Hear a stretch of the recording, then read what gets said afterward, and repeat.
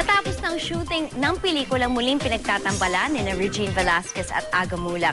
Sa muli nilang pagsasama sa pelikula, may inamin si Aga tungkol sa kanyang leading lady. Ang chika hatid ni Aubrey Carampel.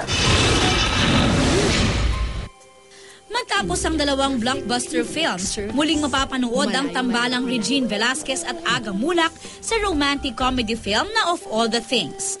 3 years in the making daw ang pelikula, kaya very happy sina Aga and Reg na sa wakas ay natapos na ang pelikula na matagal na rin hinihintay ng kanilang fans. Sobrang happy kami.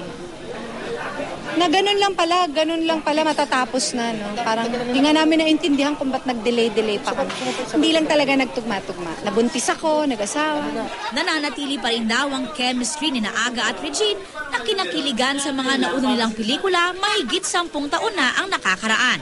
Sa press conference nga, hindi inaasahang may ilang mga revelasyon na lumabas. You know, you just had a crush on her and para it's as simple as that na hindi mo na masabi. Hindi rin ako nagkaroon ng lakas ng loob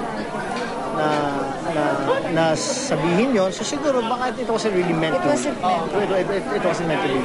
Kasi yung mga ganong klaseng connection naman, it doesn't always have to be na love yung ending mo. I mean, we do, parang we care. We love each other, we care about each other. Pero hindi kami talaga papunta doon kasi merong ibang itinakda for us.